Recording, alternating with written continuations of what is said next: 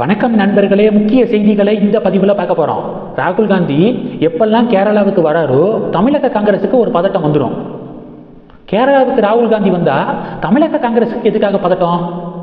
கேரளாவுக்கு வந்துட்டு கம்யூனிஸ்ட் பார்ட்டியை கிளிகளின் கிழிப்பார் ராகுல் காந்தி.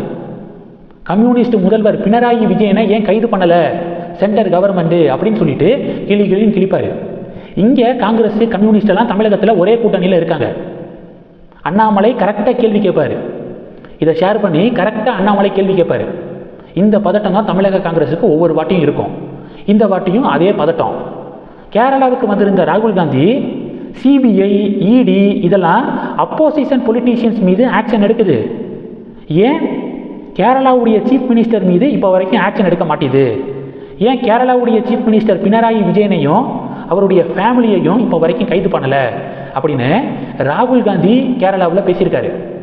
அதை ஷேர் பண்ணி இங்கே தமிழகத்தில் காங்கிரஸ் கம்யூனிஸ்டெல்லாம் ஒரே கூட்டணியில் இருக்கீங்களே, ராகுல் காந்தியுடைய கேள்விக்கு பதில் சொல்லுங்கள் தமிழக காங்கிரஸ் அப்படின்னு அண்ணாமலை கலாய்ச்சி விட்டுருக்காரு.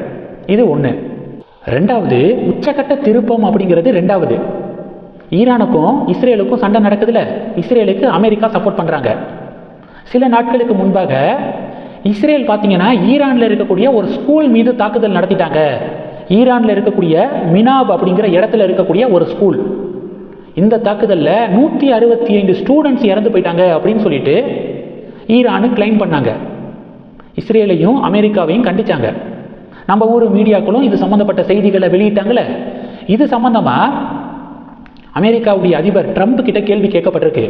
அப்படியா, நீங்களும் இஸ்ரேலும் சேர்ந்து ஈரானில் இருக்கக்கூடிய ஒரு ஸ்கூல் மீது தாக்குதல் நடத்திட்டீங்களா அப்படின்னு கேள்வி கேட்டிருக்காங்க.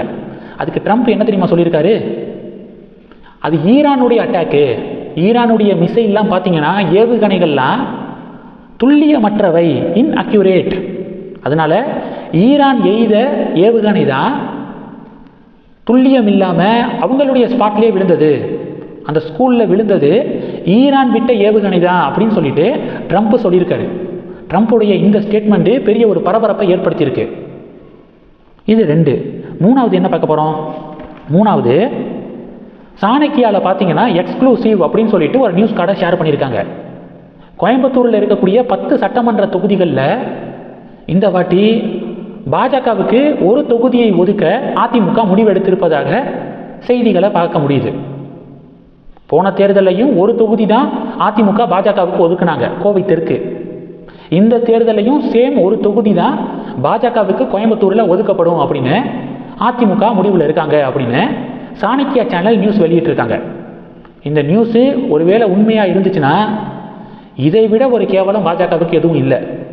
ஏன் இப்படி சொல்கிறேன்னா, இங்கே 2024 பாராளுமன்ற தேர்தலில் கோயம்புத்தூரில் இருக்கக்கூடிய 10 சட்டப்பேரவை தொகுதிகளில் 6 தொகுதிகளில் பாஜக அதிமுகவை 3வது இடத்திற்கு தள்ளியது. 10ல் 6 பாஜக அதிமுகவை 3rd பிளேஸுக்கு தள்ளினுச்சு. அந்த பாஜகவுக்கு ஒரு சீட்டா? இதெல்லாம் ரொம்ப அநியாயம் அப்படின்னு பாஜக தொண்டர்கள் உணர்ச்சிகளை வெளிப்படுத்துகிறாங்க. கோவை தெற்கு வானதி சீனிவாசன் அவர்கள் போட்டியிடுறதா இருக்காங்க. கோயம்புத்தூர்லேயே அண்ணாமலைக்கும் டெஃபினட்டாக தொகுதிகள் ஒதுக்கீடு செய்யப்படணும். பாதிக்கு பாதி 5 அதிமுக போட்டியிடட்டும், 5 தொகுதிகளில் பாஜக போட்டியிடணும் அப்படிங்கிற குரல்களையும் பார்க்க முடியுது. அது மட்டும் இல்லாமல் எதுக்காக அதிமுக இவ்வளவு காலதாமதம் பண்ணுறாங்க தொகுதி பங்கீடுக்கு அப்படிங்கிறது தெரியலை. திமுக கூட்டணி கட்சிகள்கிட்ட சீட் ஷேரிங்கை பற்றி ஒவ்வொரு பொலிட்டிக்கல் பார்ட்டிக்கிட்ட பேச்சுவார்த்தை நடத்திக்கிட்டு இருக்காங்க. ஆனால் அதிமுக சைட்லேருந்து எந்த இது மாதிரியான ஒரு சிம்டம்ஸே பார்க்க முடியலை. டக்கு டக்குன்னு தொகுதி பங்கீடை முடித்து வேட்பாளர்களை அறிவித்து கேம்பெயினுக்கு இறங்குங்க, அப்போ தான் திமுகவுக்கு சவால் கொடுக்க முடியும், டஃப் கொடுக்க முடியும் அப்படிங்கிற ஸ்டேட்மெண்ட்டையும் பொலிட்டிக்கல் கமெண்டேட்டர்ஸு முன்வைக்கிறாங்க. பொறுத்திருந்து பார்க்கலாம். ஒருவேளை தேர்தல் தேதி அறிவிக்கிற வரைக்கும் இது மாதிரி சீட் ஷேரிங்கை முடிக்காமல் இழுத்து கொண்டு போயிட்டா பாஜகவுக்கு நாம் நினைக்கக்கூடிய தொகுதிகளை ஒதுக்கிடலாம். அவ்வளவா ஒதுக்காமல் முடிஞ்ச அளவு 30க்குள்ளே ஒதுக்கி பாஜகவுடைய சீட் ஷேரிங்கை முடிச்சிடலாம் அப்படின்னு ஒருவேளை இபிஎஸ் திட்டம் போகிறாரோ அப்படிங்கிற டிபேட்டும் நடந்துக்கு இருக்கு. இந்த செய்திகளை பற்றி உங்களுடைய பார்வைகளை மறக்காமல் கமெண்ட் பண்ணுங்கள். தொடர்ந்து கணக்கில் இருங்க. அடுத்தடுத்து நிறையா பதிவுகளை பார்க்க போகிறோம். நன்றி. ஜெய் ஹிந்த்.